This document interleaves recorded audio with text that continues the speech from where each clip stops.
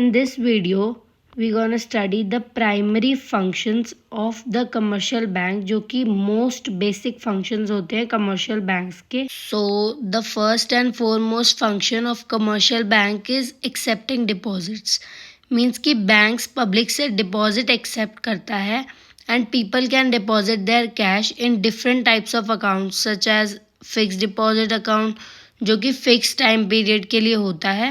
इसमें fix time period के लिए हम बैंक में पैसे डिपॉजिट करते हैं और उस फिक्स टाइम पीरियड के बाद ही हम उन पैसों को निकाल सकते हैं, जिसके बेसिस पर हमें एक फिक्स्ड इंटरेस्ट रेट मिलता है, जिससे हम कॉमनली एफडी के नाम से भी जानते हैं. Then comes the current deposit account which are usually used by businessman for a large number of transactions.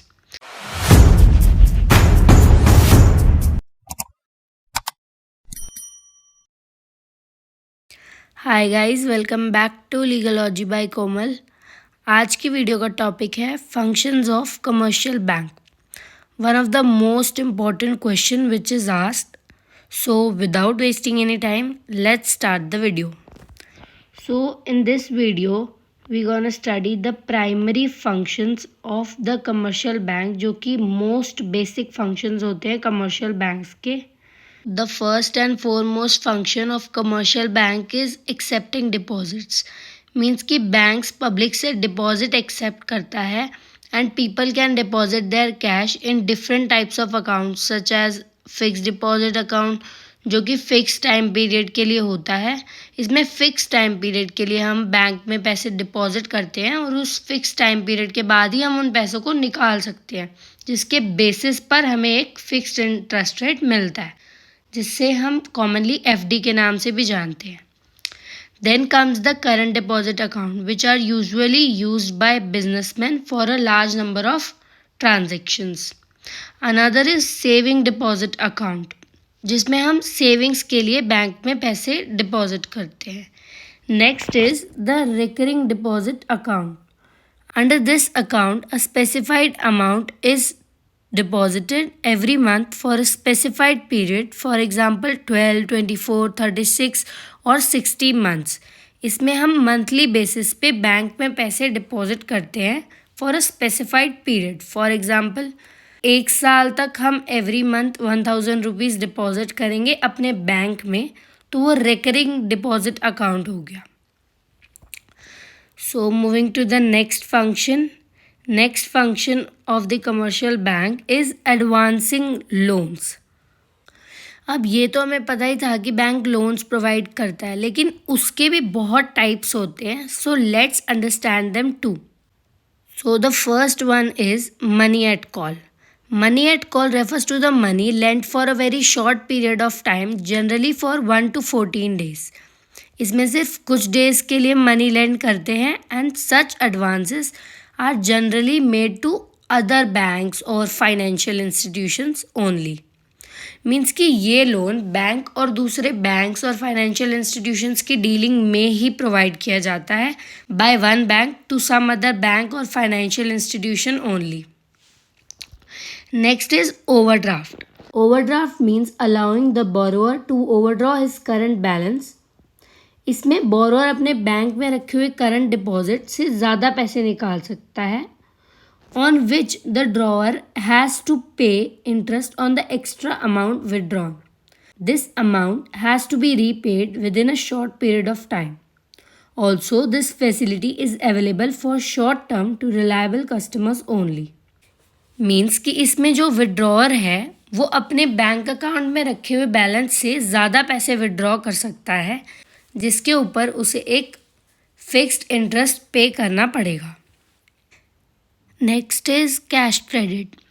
Under this system the bank advances loans to the customers on the basis of his current assets, receivables और fixed assets by hypothecating them in the favour of the banker. Guys, इस type का loan किसी person के current fixed assets के basis पर दिया जाता है. इन फिक्स्ड एसेट्स के रजिस्ट्रेशन डॉक्यूमेंट्स की कस्टडी बैंक्स के पास रहती है जब तक लोन का अमाउंट बैंक को मिल नहीं जाता तब तक. These loans are given in the form of a fixed amount. इस टाइप के लोन्स में एक फिक्स्ड अमाउंट दिया जाता है कस्टमर को and bank enters the amount of loans in the account books of the debtor. जिसने भी लोन लिया है उसकी बैंक के साथ अकाउंट बुक चलती रहती है एज टू कि टाइम टू टाइम वो अपनी इंस्टॉलमेंट्स पे कर रहा है या नहीं. The interest is chargeable on the whole amount from the day the loan is sanctioned, irrespective of the fact that the debtor withdraws the whole amount or part of it. Guys इसमें जो interest है वो since day one लगना शुरू हो जाता है, चाहे जिसने भी लोन लिया है वो एक ही बार में पूरा अमाउंट विड्रॉ कर ले या फिर थोड़ा थोड़ा करके लेता रहे. बैंक को फ़र्क नहीं पड़ता आप एक बार में सारा अमाउंट विड्रॉ करो या फिर थोड़ा थोड़ा करके, इंटरेस्ट डे वन से ही लगेगा. Next is discounting of bills. This is another popular method of advancing credit.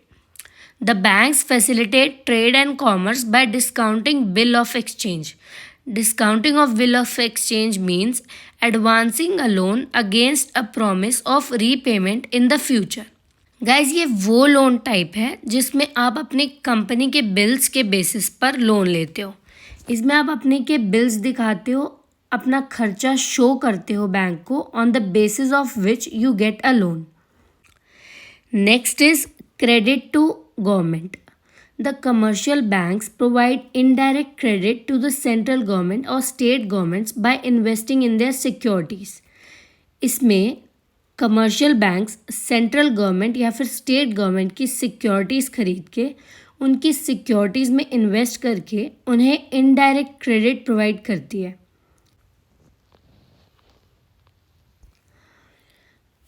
Coming to the third function, which is creation of credit.